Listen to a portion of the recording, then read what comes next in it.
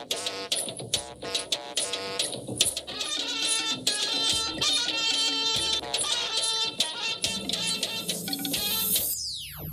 1,429 of these Boko Haram terrorists have been neutralized. Neither relent nor be lenient with the criminal elements. President Buhari charges troops. What is certain is that we must not allow the next pandemic to catch us unprepared. The Presidential Task Force on COVID-19 reviews 100 days of national response as health workers set to receive COVID-19 hazard allowance this week. The war against bandits and kidnappers continues unabated. We don't negotiate with bandits. And the federal government flags off distribution of agricultural import, optimistic that Nigeria will export locally processed rice next year. A warm welcome to the network news at 9 on the Nigerian Television Authority, NTA. I am Kenneth Ima Abwodike. Reading with me tonight is Dotun Ogunyemi in Lagos. Thank you for joining us. We start off with security matters as President Muhammadu Buhari described as reassuring the giant strides being recorded by the Nigerian army and the ongoing counter-insurgency operations, and urged the service to neither relent nor be lenient with the criminal element as efforts are intensified towards making Boko Haram a thing of the past. The president stated this while granting audience to the Chief of Army Staff, Lieutenant General Tukur Yusuf Buratai, who for the first time made public the casualty figure on the side of the terrorists. State House correspondent Adamu Sambo brings us details. For over 2 months, the Army Chief, Lieutenant General Tukur Buratai, had been in the front line with officers and soldiers committed to putting an end to the menace of Boko Haram and other criminal elements in the northeast. He is here to give President Muhammadu Buhari details on the military operations, achievements recorded so far, and the next plan of action. The troops' morale is very high. While in the field there, some of them are even ready to stand between me and the bullet. They're ready to take the bullet for me. So I'm very much impressed and happy with my officers and soldiers. So far, over 1,429 of these Boko Haram terrorists have been neutralized, and we have arrested over 116 Boko Haram terrorist informants, their spies, and their couriers on logistics, and their coordinators in the villages, in towns, and even in the forests. Our intelligence corps, along with the Department of State Services, and of course our good friends, the civilian JTF, have worked very hard to see that this is achieved. President Muhammadu Buhari described as fulfilling that efforts made so far in the renewed fight against terrorism and insurgency have paid off, and applauded the troops for exhibiting high sense of courage and patriotism. As far as the operation in the northeast, Mr. President is happy, highly elated, and this is an encouragement to me and the troops. And I urge them to maintain this high standard of operational capability, so that not only in the northeast, other troops in the other areas are also will do the same. Just like what is happening in the northwest, the troops are determined. We are giving them the necessary support. We are reinforcing the troops in the northwest. We are also getting more equipment for them to operate with. The overall plan is to rid the whole of the northwest, and of course, imagine threats that are coming up in the in other parts of the country, especially the north central, and of course south west, southeast, and the south. So it's a comprehensive approach to tackle any insecurity that is emerging. The Nigerian Army, Lieutenant General Buratai, however, said will continue to synergize with other services and security agencies in the task of securing Nigeria for effective service delivery. From the State House, Adamu Sambu, NTA News. And still talking security, as part of measures to foster more harmonious working relationship between the police and citizens in the enforcement of COVID-19 guidelines, the Inspector General of Police, Mohammed Adamu, has unveiled operational guidelines and regulations for the Nigerian police and other law enforcement agencies at the force headquarters in Abuja. Francis Fum was there. The increased reported cases of domestic violence, many say, are linked to the COVID-19 restrictions. Deepening respect for the right of citizens, as well as providing new set of policing tools for tackling domestic violence, rape, child molestation, and other gender-based incidents are now on the stream, courtesy of the Nigeria Police.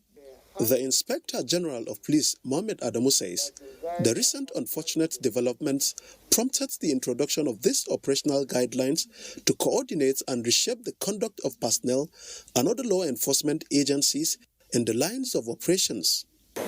We had issues of group of people seizing the opportunity to commit one form of crime or the other.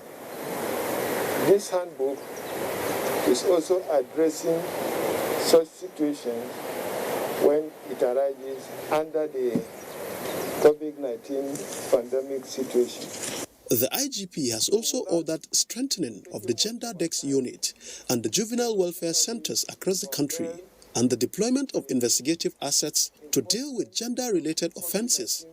In addition, the IGP equally directs the Force Provost Department, X-Squad, the Public Relations Department, the Complaint Response Unit, and the Public Complaint Bureau to carry out oversight roles of adequate evaluation and monitor officers to ensure compliance with the guidelines. In Abuja, Frank Sisfom, NTA News. In the meantime, President Muhammadu Buhari, in line with the Constitution, has sent the nomination of Her Lordship, Justice Monica Dongban-Mensem, Acting President, Court of Appeal, to the Senate for confirmation as President, Court of Appeal. Justice Dongban-Mensem is a serving justice of the Court of Appeal and was recommended as this is a practice by the National Judicial Council for the nomination by the President. The House of Representatives Committee on Reformatory Institutions has expressed satisfaction with ongoing construction of the 3,000 capacity maximum custodial center in Abuja. Chairman of the committee, Alayo Edwin, gave the commendation after an oversight visit by committee members to the site in Karishi, outskirts of the FCT. Victor Azu reports. More often than not, when a legislative committee visits a construction site, it is for oversight purposes, as it is in this case. The Controller General of the Nigerian Correctional Service is unavoidably absent, so the task of receiving the members falls on Deputy Controller General of Corrections in charge of human resources. He brings them up to speed on the project. A total of 46 projects was awarded to indigenous companies after due process and due diligence was carried out on them. Thereafter, 5 additional projects were later awarded, thereby bringing the total number of projects awarded to 51. The 3,000 capacity custodial center is beginning to take shape here in Abuja, and this is expected to be replicated in the 6 geopolitical zones of the Federation.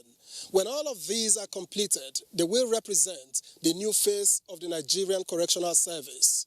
This explains the visit of the House Committee on Reformatory Institutions. With more than 4 billion naira already expended, the legislator's task is to assess if this main structure and other complementary ones represent value for money. After a rigorous tour of the project, they have this to say. We are happy with what is on ground to make sure that they release their funds as when due. And we also thank the authorities of correctional services for awarding it to our indigenous contractors. This project, when completed in the 6 geopolitical zones of the Federation, will help decongest the overcrowded correctional facilities across the country. In Abuja, Victor Azu, NTA News. Last week, the social media was awash with stories that a new country is to be called Ambazonia, or UNO state, is to be created out of Nigeria and Cameroon. The story said 24 local government areas in Nigeria will be ceded to be part of the proposed country, and that it was part of the agreement reached between Nigeria and Cameroon in 2003. Now, the National Boundary Commission has come out to debunk that report, saying it is false and there is no iota of truth in this story. And so joining us live in the studio to talk more on the issue is Adamu Adaji, the Acting Director General of the National Boundary Commission. You're welcome to NTA Network News tonight. Thank you. Nigeria is setting 24 local government for the creation of Ambazonia, or UNO state. Now, what is that all about? Well, that is one news item that was brought to the attention of the National Boundary Commission. And we want to say that that was a false alarm and a fake story. That was one fake story taken so far. There is no iota of truth in the statement. Nigeria and Cameroon at no time agreed to cede any part of their territories to form any new state to be called Ambazonia. So the story is false. Totally false. Totally false. All right. After the ICJ ruling and the implementation, by the Nigerian Cameroon Joint Commission, what else was there for both countries? Well, after the ICJ ruling, the heads of the two states met under the auspices of the Secretary General of the United Nations, the late Kofi Annan, to map out strategies on how to implement the rulings of the ICJ. And it gave back to the back of the Cameroon-Nigerian Mixed Commission. It's a tripartite arrangement of Nigeria, Cameroon, under the auspices of the United Nations, to see to the full implementation of the rulings of the ICJ. And that is what we've been on since then, and we are almost concluding. We'd like to know the present situation or position there. What are the countries doing? Because we also learned that, President Buhari and President Biya of Cameroon approved $6 million for boundary demarcation. So when is work expected to start there? Our work has started. It Already? Yes, it started in earnest. Now, the two nations contributed the sums of $33 million each to the United Nations Trust Fund for the implementation of the ICJ rulings. And of course, we got some other donations from other well-wishers and some other friendly nations to support the exercise. So we have commenced, and the exercise is ongoing. We're almost concluding. We have finished some other aspects, like some communities that were affected by the ruling were handed over to Cameroon, and some were taken over by Nigeria. And we've handed over Bakassi. We are at the point of demarcating the boundary. We have identified the number of pillars required. Okay. We require a total sum of about 3,000 pillars to be in place to define the entire stretch of the 2,000-kilometer length of the boundary. And we have made significant progress. We've in place about half of the numbers of pillars required. The remaining half, we are in the process of doing it right now. Doing them now. So we should disregard anything from there. In fact, it's false. All right. Thank you. And I want to tell Nigerians categorically that that is false, and that the Nigerian constitution has defined the territory of Nigeria. Exactly. And it cannot be, it's not subject to any amendment or adjustment or alteration. Right. Okay. So Nigerians should be rest assured that there's nothing like that. It's a false story and it's fake. All right. Yeah. Thank you, Savio Adamu Adaji, yes, the Acting Director General of the National Boundary Commission. Now, President Muhammadu Buhari may put a temporary hold to the gazetting of the Executive Order 10, which he recently signed, giving autonomy to state legislature and the judiciary. Chairman of the Nigerian Governors Forum and the Ekiti State Governor, Dr. Kayode Fayemi, after a meeting at the Presidential Villa in Abuja between some governors and the Minister of Finance, Zainab Ahmed, and the Attorney General of the Federation, Abubakar Malami, Governor Fayemi says after listening to their concerns about the constitutionality of the executive order at an earlier meeting, President Buhari agreed that gazetting of the order would be delayed. He says that the governors have also been consulting with the Conference of Speakers of State Legislatures in order to work out an amicable resolution of the matter. State House correspondent Jide Onifade reports that the Chief of Staff to the President, Ibrahim Gambari, hosted a meeting. Support for the autonomy of the judiciary and the legislature. That's the position of the 36 governors of the Federation. What is at issue is the constitutionality of the modalities of what had been put in the executive order. And Mr. President was gracious enough to say, okay, given your concerns about that, we will delay the gazetting of the order and allow you and the Attorney General and the Honorable Minister for Finance, Planning and Budget to work out the modalities. And in any case, we have been meeting at our level with the Conference of Speakers. We pause now for some messages. The news continues after this timeout. Stay tuned.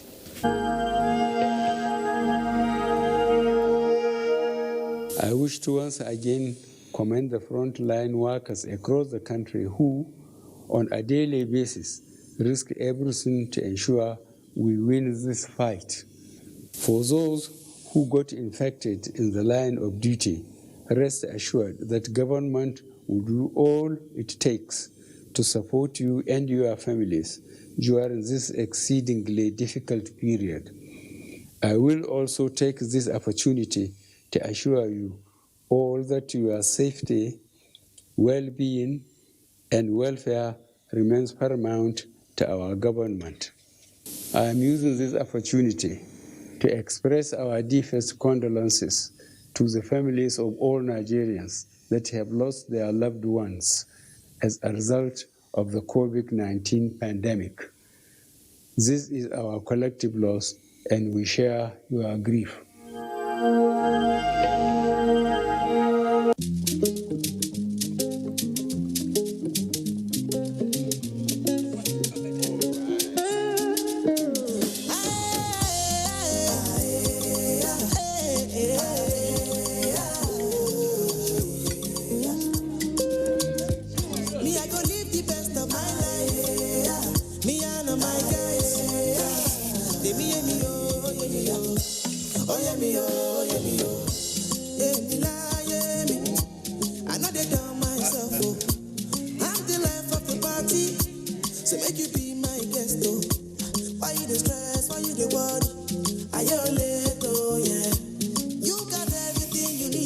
Choose to do this with your stew, but not your data.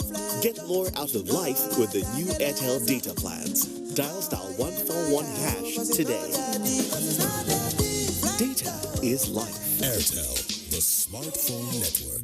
The National Information Technology Development Agency, NIDDA, under the supervision of the Federal Ministry of Communications and Digital Economy, exists to develop and regulate IT for sustainable national development in Nigeria, in line with the desire of the President Muhammadu Buhari's administration to diversify the Nigerian economy from natural resources to knowledge-based economy. NIDDA has reshaped the Nigerian economy by midwifing the production of homegrown IT consumables, providing avenues for job creation and wealth generation, increasing revenue generation for the country, boosting the capacity and competence of Nigerian workforce, streamlining cost and checking wastage in procurement processes, combating corruption and strengthening national security. Thanks to NIDDA, Nigeria now boasts of a vibrant IT sector with a knowledge-based economy to match. NIDDA, the prime catalyst for transforming Nigeria into a knowledge-based economy. For more information, please visit us at www.nidda.gov.ng or follow us on all our social media handles.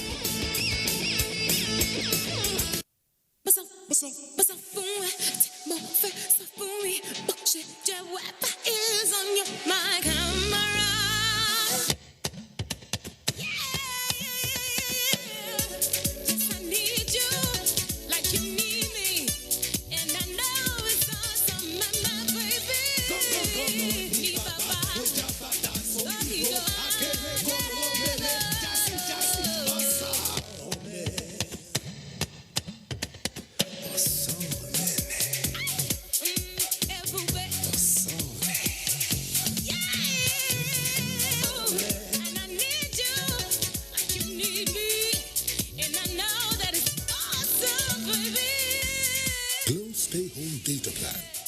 existing Glow customers now enjoy up to 20% more data.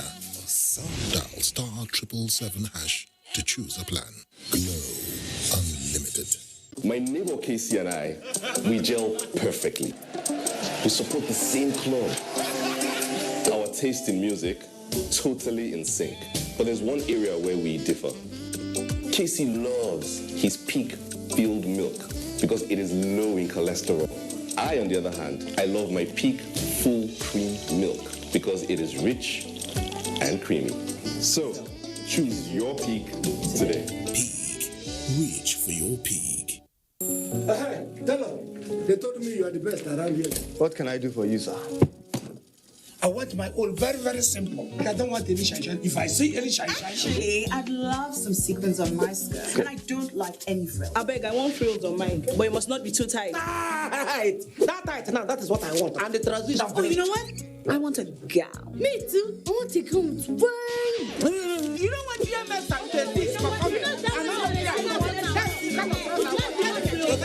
Hey, did you capture all the information? Of course not. Actually. Fantastic. I give my customers what they love because everyone has their unique style. So why should they wear the same thing? Just like MTN for me, which gives unique data and recharge offers just the way you like it. Just dial *121# and turn up great offers every day. Everywhere you go, MTN. John, you can use our toilet now. Ew! My mommy said I should always use a toilet that is cleaned with Hypo toilet cleaner. James will bite my bone. John, what's the problem? Use Hypo toilet cleaner. Introducing the new and affordable Hypo toilet cleaner. Kills germs and deodorizes your toilet. Hypo.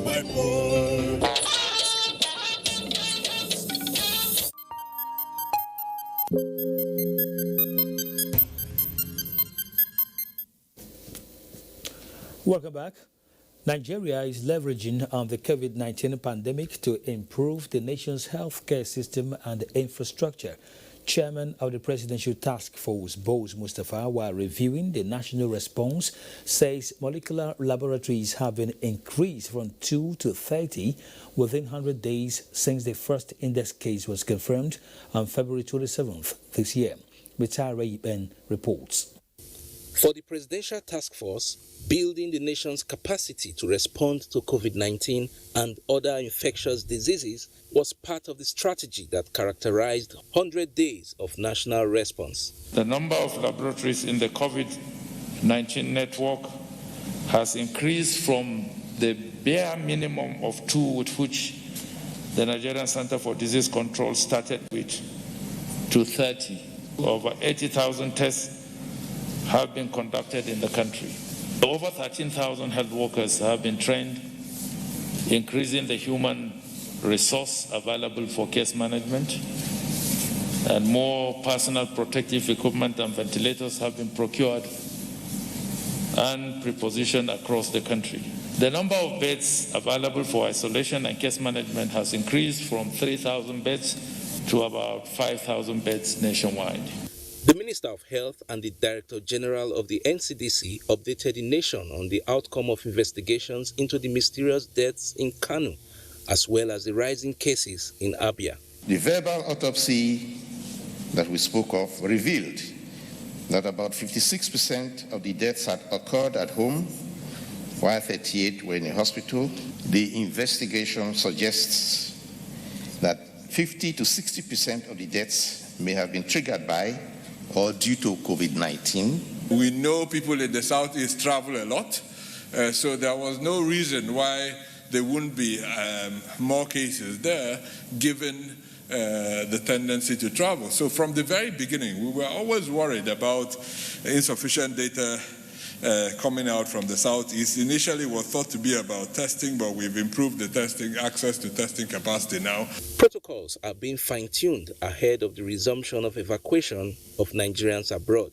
The key part of the proposal is that there will be a need for Nigerians that are currently outside the country to undergo a PCR test for COVID-19 before they board. These tests need to be valid at least for 14 days. In other words, if the test is done beyond 14 days, then it will not be accepted. Before the industry comes back, we would inform the public, we would sensitize the public what our intentions are and what to do and what we expect of you. I'm happy to say that we have about 3.6 million individuals, households that are currently in the National Social Register. The public is advised to disregard speculations on school resumption on social media, as no date has been fixed yet. We want to be only able to open when it is safe to do so. With the coronavirus pandemic far from over, state governments were urged to provide adequate security around isolation and treatment centers to avoid abscondment of patients. In Abuja, Mitaire Ikwen, NTA News. Let's go to the National Assembly, where the House of Representatives Committee on Public Account has engaged the Presidential Task Force on COVID-19 on management of funds and other activities of the PTF. National Assembly correspondent Lami Ali reports. The Public Accounts Committee, which is statutorily responsible for probing how public funds are expended, says the federal government has made available funds to effectively tackle COVID-19, and the committee wants to ensure accountability. Chairman of the committee, Representative Wolioke, says the House is aware of presidential approvals to the PTF, including funding from various sources like development partners. We also want to have an idea of what has come in, both in terms of cash, goods, equipment, or support in whatever form. We want to have a global and holistic, understanding of appreciation of what has come in. The Director General of the Nigeria Center for Disease Control and other members of the PTF explained that part of the 5.6 billion naira approved by the federal government has been expended, while the balance is in an account domiciled with the Central Bank of Nigeria. So far, the federal government of Nigeria has released 2 tranches of funds to NCDC.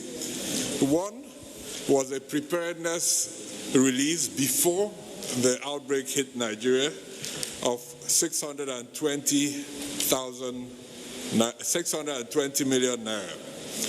In addition, this is also public knowledge, 5 billion naira was released to NCDC to enable response activities. We're still waiting for the different MDAs to do their activity plans, their work plans. They need to submit a procurement plan to us, and then they go ahead to do the procurement, which is why out of the 22 billion that has been released for the purpose of COVID, only 164 has been spent. The PTF urged the lawmakers to further educate Nigerians on the need for them to come forward voluntarily for testing, stressing that non-pharmaceutical measures are necessary to contain the spread of the virus. The committee will, in subsequent sittings, hear from the Ministry of Humanitarian Affairs and the Office of the Accountant General of the Federation, among others. From the National Assembly, Lami Ali, NTA News.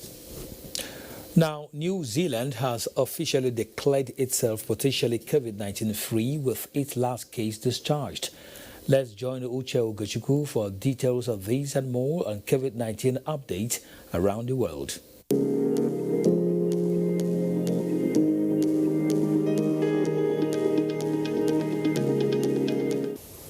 The Africa Center for Disease Control dashboard shows the continent now has 189,434 cases of COVID-19, out of which 5,175 patients have died and 82,888 recovered.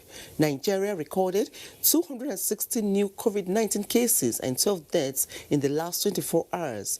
Data from the NCDC indicates Abuja for the first time is topping the list with 67 cases, followed by the FCT with 40 and Lagos 38, whereas Niger, Ondo, Plateau, Kano and Sokoto are the least with 2 cases each.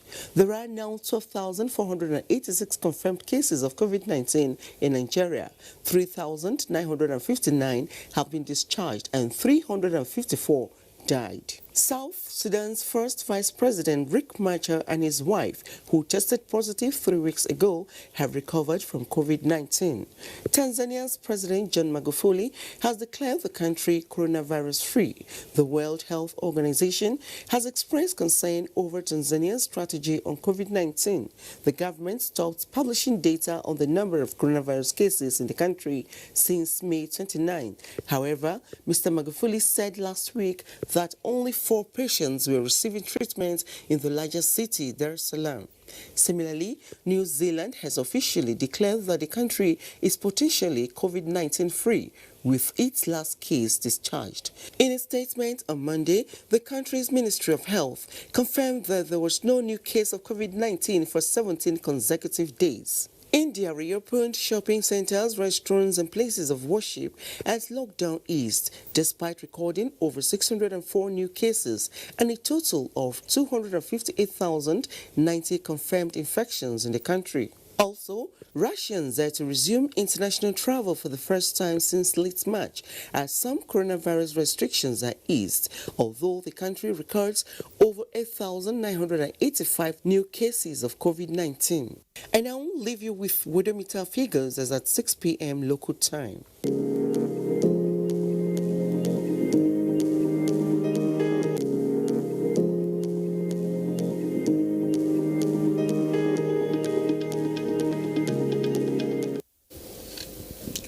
Health workers are to receive their April and May COVID-19 hazards allowances this week, following the resolution of factor responsible for the delay in payment. The timeline for the payment was reached by the Ministers of Labour and that of Health after a meeting with the leadership of health workers' unions in Abuja. Emmanuel Ayemiro brings us more. The memorandum of understanding reached in April this year by the federal government with health workers to pay new hazard allowances to cushion the effects of COVID-19 is now being transmitted to a memorandum of action as government retained all COVID-19 hazard allowances for various categories of health workers.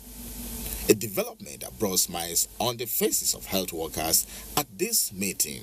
The issues or rumors that is going to be reduced is no longer tenable. I mean, it's been clarified by the Honorable Minister of Labour that there is nothing like that and that we are going to be duly paid. In less than 2 weeks, certainly, we know a lot will make Bangam.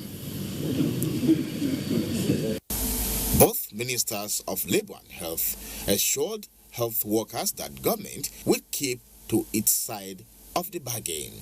Hopeful that government will get some other funds to pay for June. Thereafter again, we'll look at July, August, and September. The issue of communicating the specific decisions at this meeting to the institutions or health institutions affected in respect of medical workers who are retiring at this point in time, rather than going out there seeking for volunteers, those who are already in the system can be accommodated to help at this trying time. Apart from the COVID-19 hazards allowances, which was reviewed upward, the employees' compensation scheme for workers who sustained injuries or infectious diseases and a life insurance package have been reactivated to encourage workers at the front line. Emmanuel Ayemiro, NTA News. In the meantime, the Apex Policy think tank in Nigeria, the National Institute for Policy and Strategic Studies, NIPSS, Kuru, has been on lockdown, restricting all visitors except participants of the senior executive course. Director General NIPSS, Professor Habu Galadima, spoke with Sani Ibn Salihu on how the institute has been navigating its programs in spite of the coronavirus pandemic. The 78 senior executive course 42 participants who are responding to President Muhammadu Buhari's directives to provide high-level policy advice to government on Nigeria's population growth and human capital development were not deterred by the emergence of COVID-19. So we quickly established a COVID-19 task force here in the National Institute, and so we constituted them, and they've been monitoring events, forecasting, and responding to those developments. And so since then, a protocol was established in the National Institute that mirrors the advice of WHO and the Presidential Task Force. Through a robust partnership with the Development Research and Project Center Abuja, NIPS has been able to carry out its mandate of providing strategic policy direction to government response on human capital development. There is partnership for advocacy in child and family health at scale, PACFA, and we have worked so hard in contributing immensely to the health sector in this country. As the senior executive course 42 is halfway through, the nation is rest assured of homegrown response to our societal challenges. In Jos, Fane Bon Saleh, NTA News. To other matters now, the federal government has declared Friday, June 12, 2020 as public holiday to mark this year's Democracy Day celebration. The Minister of Interior, Rauf Araboshala, who made the declaration on behalf of the federal government, congratulates all Nigerians at home and abroad for the entrenchment of democratic rule in the country. He commended the heroes of democracy for their dogged determination and sacrifice, which eventually birthed democratic governance in Nigeria. Meanwhile, Information and Culture Minister Lai Mohammed says as the federal government gradually opens up after the total lockdown to contain the spread of COVID-19, just like the rest of the world, with domestic flights due to begin by the end of June, it is also set to put in place a new protocol for safety and security for all. The minister said this in his address to the 63rd meeting of the UNWTO Commission for Africa. Anthony Fulton reports. For us in Africa, after the pandemic, focusing on rural tourism will help speed up the recovery process in the travels and tourism sector. The virtual meeting had African ministers of culture and tourism participating. The meeting focused on mitigating the negative impact of COVID-19 and how to rise above board in strengthening the sector in a post-COVID-19 era. It is in this line that Information and Culture Minister Lai Mohammed chronicled the Nigerian experience and how the Nigerian government is handling the situation. Lai Mohammed said, while there is no clear indication on how the world has changed, the ability to adapt and recover fast is a pointer to the resilience which the travel and tourism sector must leverage on now. The sector is a driver of growth and economic prosperity, accounting for 1 in every 10 jobs globally. The employment opportunities provided by the sector benefit a wide variety of people, especially the low-skilled, the youth and women. The minister enumerated palliatives put in place to cushion the impact of the disease on the entire populace, as well as policies put in place to aid businesses to grow. This is because rural tourism employs more people in Africa.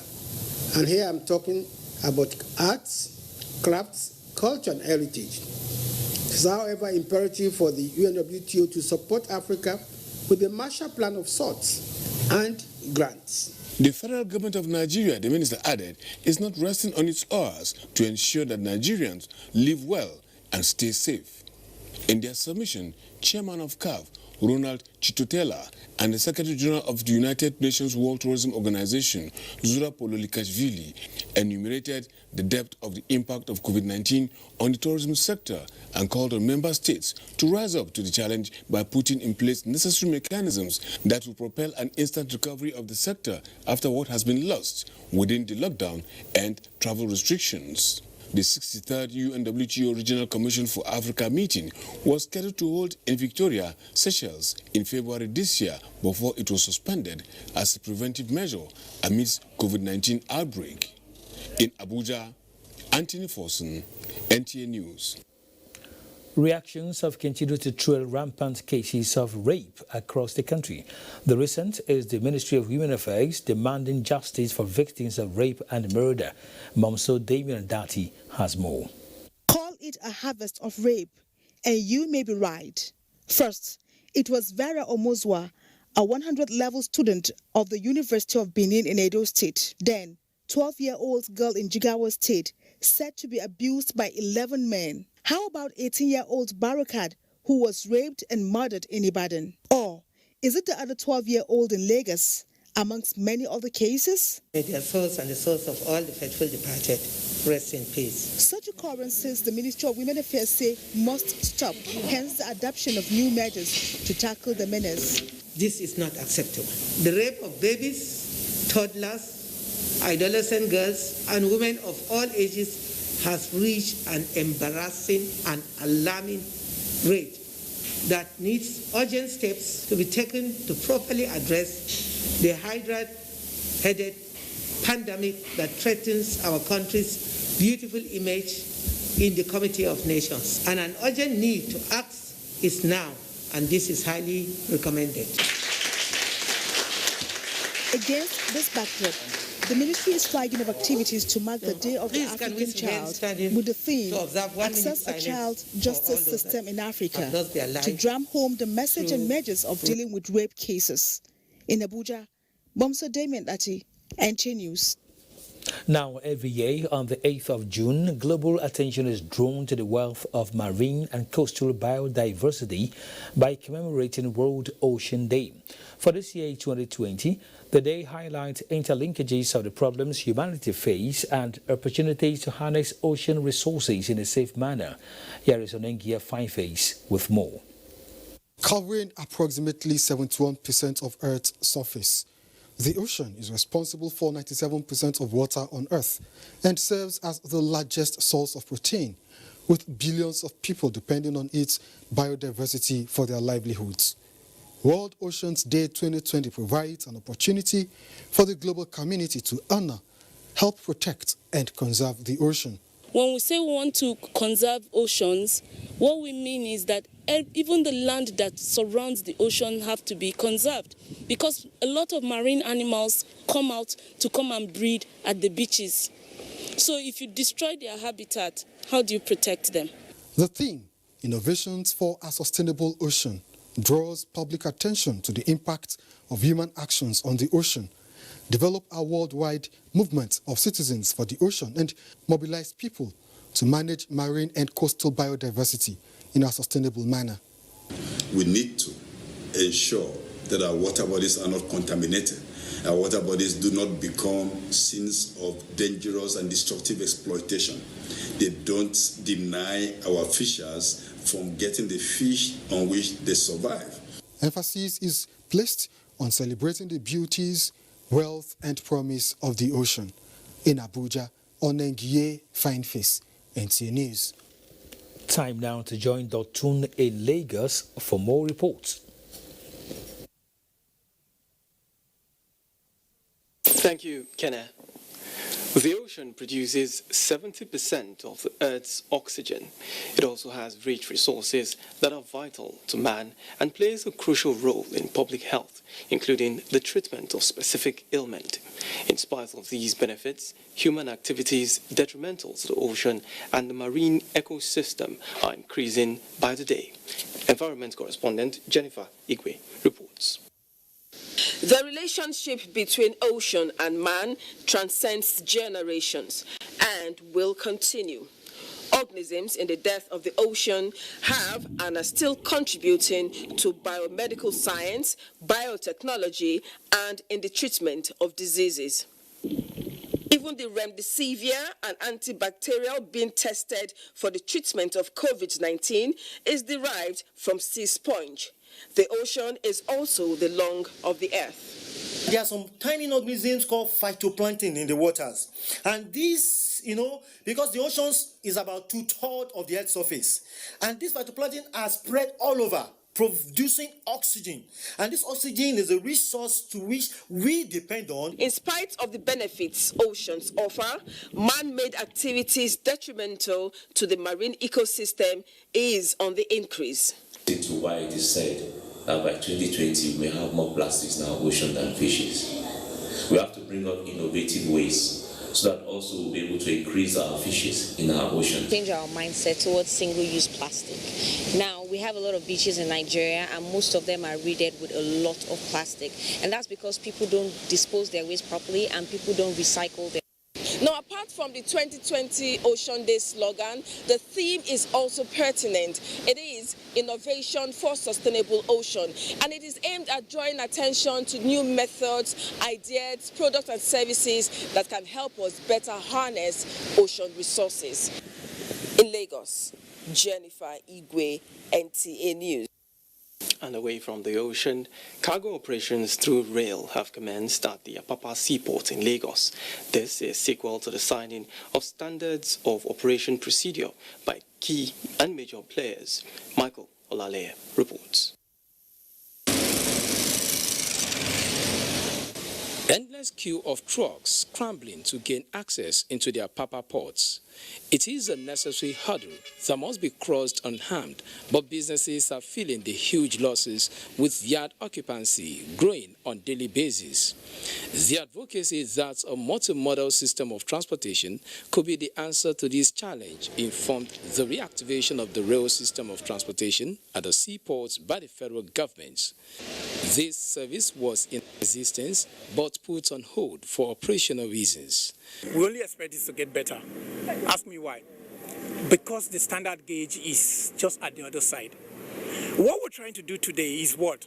Start with this SOP on the narrow gauge so that by the time the standard gauge gets in here, it will just ride on an existing functional system. The expectation is high, as investors are already counting the benefits, especially as it relates to enhancing operational efficiency and cost reduction.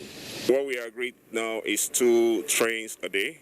I mean, it's just to set off the operations. We intend to scale up to as much as 4 trains in the nearest future. The Nigerian Shippers Council brokered the deal based on its persistence that the cost of doing business in the shipping subsector could be reduced by 35%.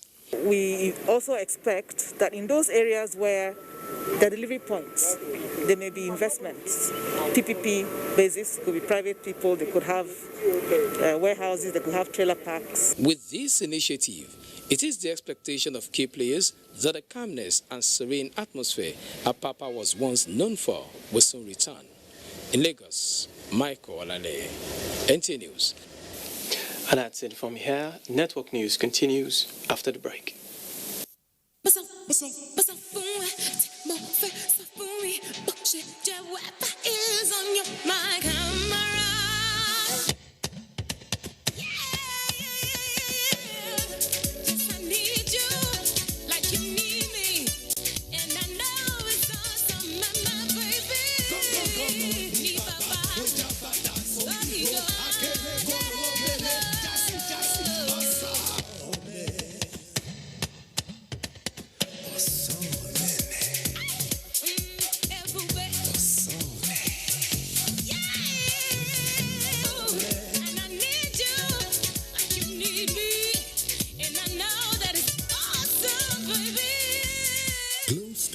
Data plan.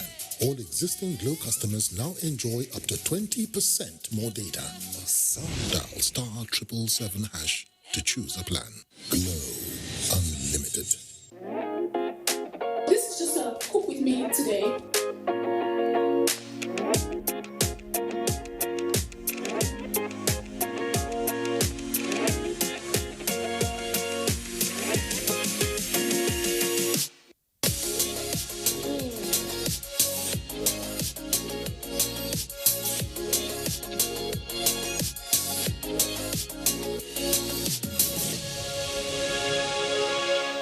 Year, Quick Tellers ad campaign was fantastic. This year, we have to go bigger. Imagine, we open on me in my estate. Suddenly we hear,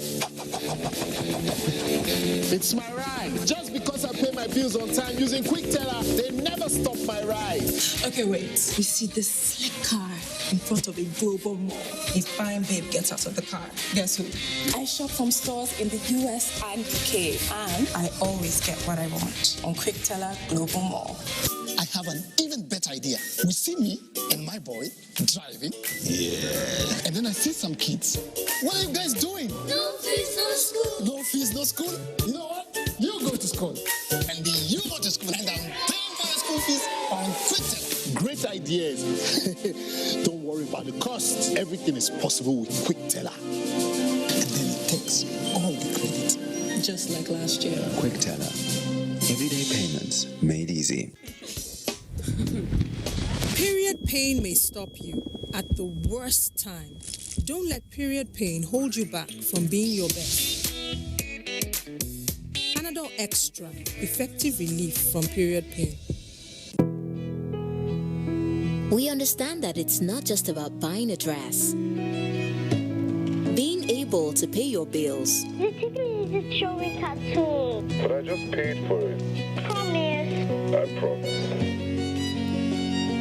Making that quick stop at the shop. Or sending some money home for the holidays. We just received the money right now. You're welcome, Mom. I told you I would send it.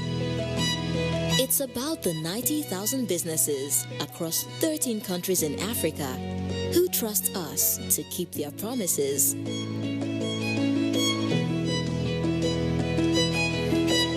It's knowing that anywhere, anytime, anyway, you can always pay. Flutterwave, simplifying payments for endless possibilities. I will still stand. I will still stand on the day that I finally wear my colors of pride, when the most prolific stars rise to look adversaries in the eye, putting them in their place. When the Spanish Armada sets sail once again to take over the rough seas, the moment of excellent surprises, remarkable magic, unshakable dominance. Yes, I will still stand. When my passion melts away all the uncertainties, when I get reacquainted with my heroes, I will still stand. Get ready for the return of live sport only on GoTV. Stay connected or reconnect to GoTV and we will give you an upgrade to the next package. GoTV. Live it, love it. In Nigeria, there is one sound we need to silence.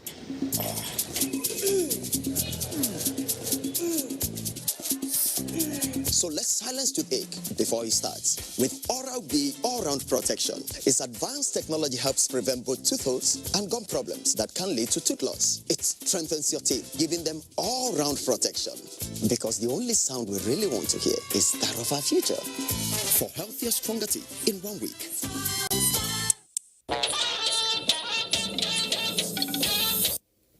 Thank you for staying with us. Nigeria will begin exporting locally processed rice to some African countries by next year. Minister of Agriculture and Rural Development, Mohammed Sabo Nanono, stated this in Kaduna at the flag-off of distribution of agricultural inputs to farmers amidst coronavirus pandemic. Ahmed Umar Kudan reports. Before the Buhari administration in 2015, many Nigerians were doubtful of the capacity of the country to feed herself. This narrative has since changed, with the country's domestic rice production capacity hitting 3.7 million metric tons annually, promoting self-sufficiency, economic growth, and job creation. Minister of Agriculture and Rural Development, Mohammed Sabo Nanono, says the distribution of the agricultural inputs to smallholder farmers aims at reducing the effect of COVID-19 on agricultural production in Nigeria. Since the smallholders are the most vulnerable, it becomes imperative for government to support them with much needed input, especially seeds, which is the most important factor that influences farmers' yield in order to enable them to recover quickly from the effect of pandemic. Governor Nasur Ahmad El-Rufai says Kaduna State is committed to creating safer environment for farming. The war against bandits and kidnappers continues unabated. We don't negotiate with bandits. And unless we come to grips with mechanization, we will not be able to shoulder the challenges that the population of this country places on us. Some of the input will be distributed free of charge to farmers, while others will be sold at subsidized rate. In Kaduna, Ahmad Umar Kudang, NTA News. The federal government is not resting on its laurels at ensuring that food sufficiency is achievable even as the COVID-19 pandemic continues to spread. This is done through the provision of agricultural inputs to farmers across the country. The ceremony was flagged off in Jigawa State as Eliasu Ali Yakubu completes his report. With the commencement of the 2020 farming activities across the country in earnest, even in the mix of COVID-19, there is the hope that the 2020 farming season may experience a bumper harvest, going by the federal government's determined effort at ensuring food sufficiency in the country, with the commencement of distribution of fertilizers to farmers affected by floods across the country. Minister of Humanitarian Affairs, Disaster Management and Social Development, Sadia Umar Farouk, performed the flag of ceremony in Dutse, Jigawa State. We appreciate this government's gesture. This fertilizer distribution therefore constitutes the final phase of the input distribution aimed at helping the farmers recover from losses suffered. The sharing formula, as adopted by the National Emergency Management Agency, NEMA, shows that farmers that produce maize, rice, pepper, groundnut, and cowpea get 9 bags of the fertilizer each, while that of millet gets 5 bags. Guinea corn, 6 bags, and sesame seed, 4 bags in the northern parts of the country.